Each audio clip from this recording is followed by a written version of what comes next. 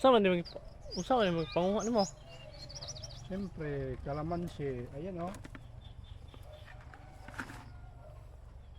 Walang kahirap-hirap harvest yan dahil nasa ibaba lang.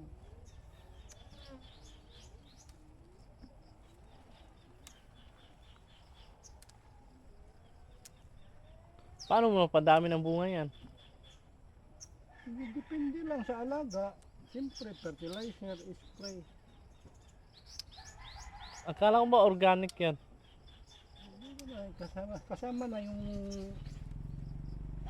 organic fertilizer. Siyempre, mayroon din complete fertilizer para lumago yung dahon niya. Dahil pagka walang dahon, walang bunga kasi yung mga bunga niya, kita nyo, mga maliliit, nasa dulo ng dahon niya yan.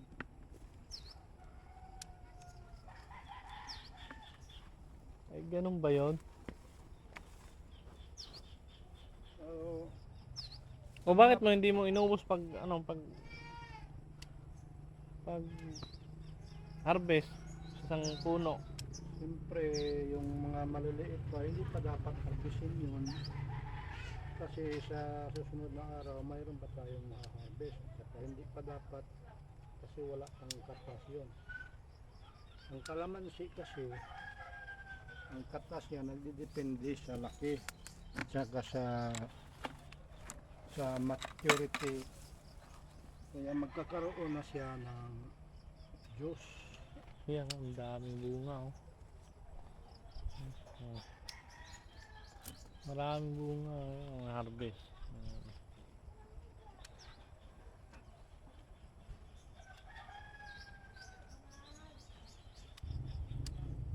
So ilang puno pa yung na-harvest mo? Halos sa 60 na po, no? Halos mauubos na. Pinipilian ko na ng Ilang puno na yung na-harvest mo na? Ayan. Siguro nasa mga 20 puno. Ngayon kadami? Kasi hindi naman lahat-lahat ng bunga sa isang puno harvestin na. Seleksyon lang ang pag-harvest nito. Isa ito sa mga pinagkakalibangan ko magmula nung tumigil ako sa trabaho ko, sa pagbabarko.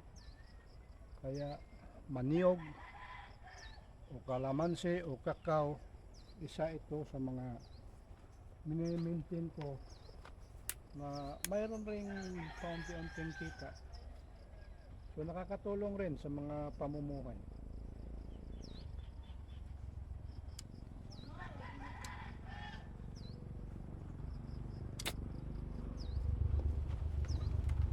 Ang dami oh.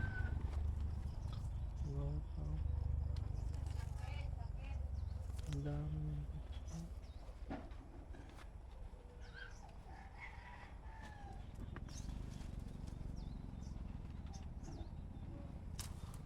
Ang lalaki pa.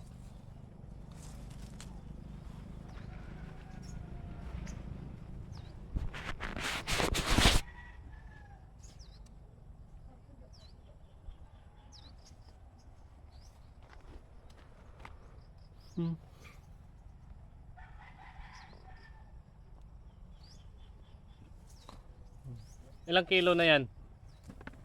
Siguro nasa 7 kilo na ito.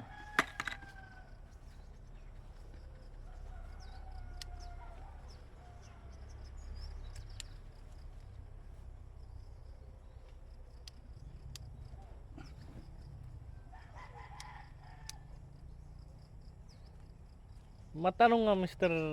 Lemon Guy, ilang araw ka na bago mag-harvest? Mga pagkatapos ng 4 na araw, harvest na naman. Pipiliin mo na naman yung dapat tanggalin na bunga para naman lumaki yung ibang bunga. Kaya tatanggalin natin yung mga dapat ng matured na bunga. Magkano per kilo nito? Mura lang, nasa 80 lang ang per kilo. Nasa 80 daw yung per kilo nito. Napakamura. Ayan oh, ang daming bunga oh.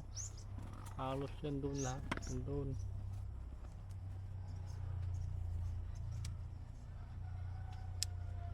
Yung mga dito, ang daming yan oh. Ayan, paunti doon. Andun pa yan.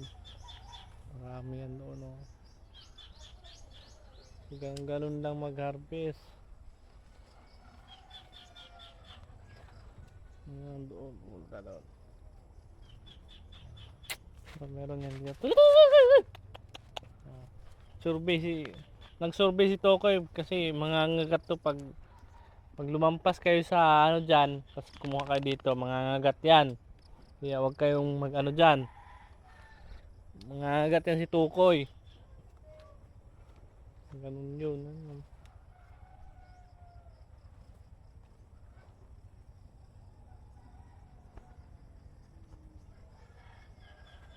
Tuloy!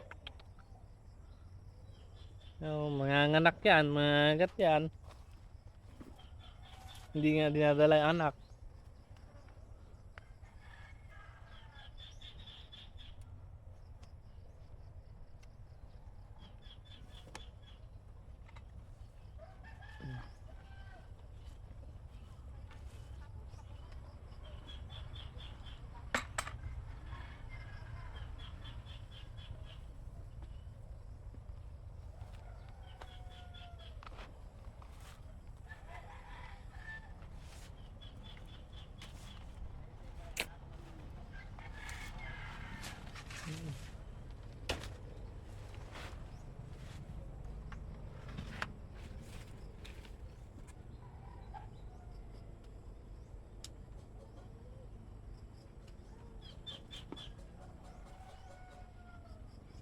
Laki na.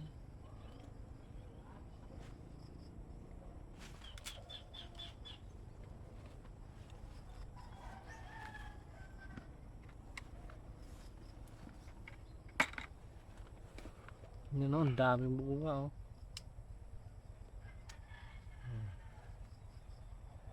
Ang daming bunga.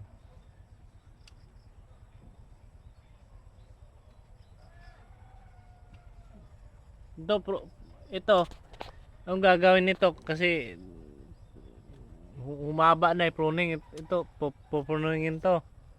Kailangan pruning yan. Ito.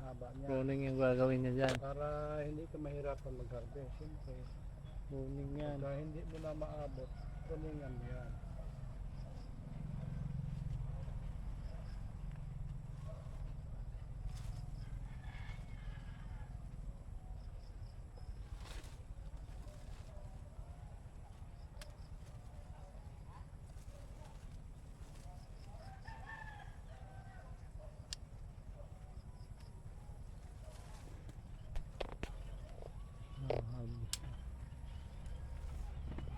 Itong kalamansi na ito yung magmula nung nabago yung mayor namin, ito yung unang programa niya sa mga gustong magtanim ng kalamansi. So sa gustong magtanim ng kalamansi noon, binibigyan niya ng 50 na seedling. At yung 50 na yun ang alagaan ng isang nagtatanim hanggang sa mamunga at saka sa gusto niyang dagdagan niya ng tanim, siya na ang magdadagdag mismo yung binibigyan ng seedling ng mayor namin. Kaya magmula noon ito 3 taon, wala pa yatang 3 taon ito na may bunga na, mga 2 taon na ako nag-harvest. Mas kaso nga lang ang problema dito, kagaya ng bagyong Tina. Yung bagyo na yon, malaki ang pinsala dito sa mga tanim dito sa amin. Kaya nagkakaroon din ng problema. Maraming puno na namamatay, kagaya niyan. Yung tinanim ko dito, naapektuhan ng bagyo, namatay, hindi na naagapan. Kaya tinaniman ko na naman, ayan, binili ko. So ito yung kalamansi ngayon na budding. Hindi kagaya niyan, mga markot yan. ito siya budding. Ibig sabihin, yung matured na sanga niya, dinudugtong doon sa seedling na pinapatubo. Kaya magkakaiba ito at saka ito. Ito, wala siyang ugat na angkor pupunta sa ilalim, panay lang pa ganon. Pero ito ngayon, mayroon siyang ugat na pinaka-angkor niya na malaking makakatulong sa puno pagka may bagyo kasi mas malakas kumapit yun sa ilalim ng lupa.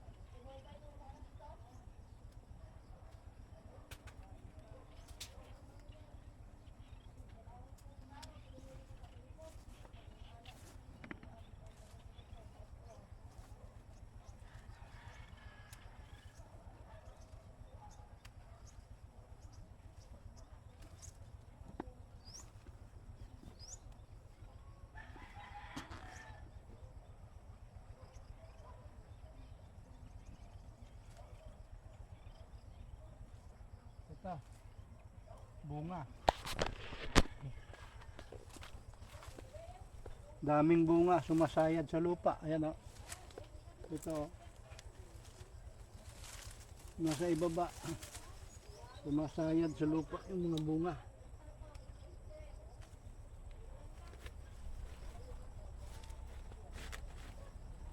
So guys, pwede kayo mag-harvest ng nakahiga. Nandyan ha. Tandaan nyo, nakahiga kayo mag-harvest dyan. Pwede. Pwede din kayo mag-chillax mag-harvest dyan. Silak. Chillax.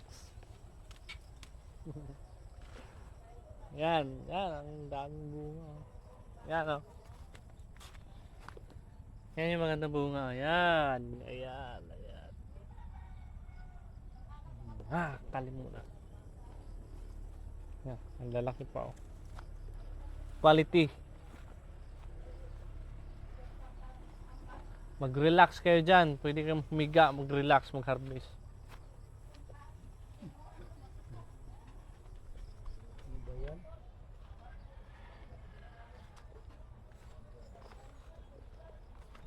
Ano? So, paano lang yun?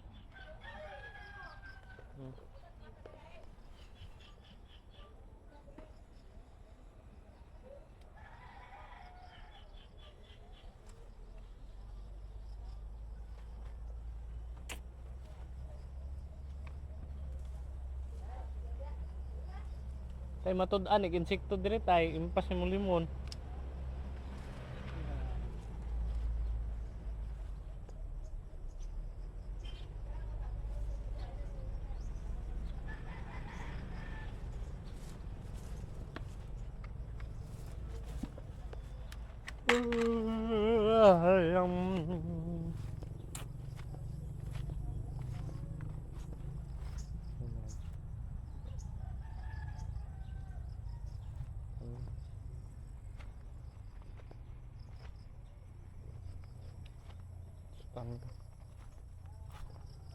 Meron ba ito namamatay?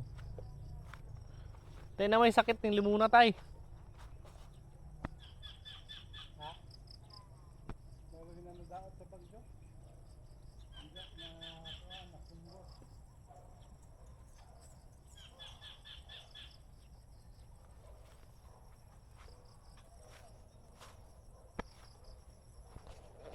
So guys, hanggang dito lang tayo guys. Maraming salamat guys sa mga nanonood.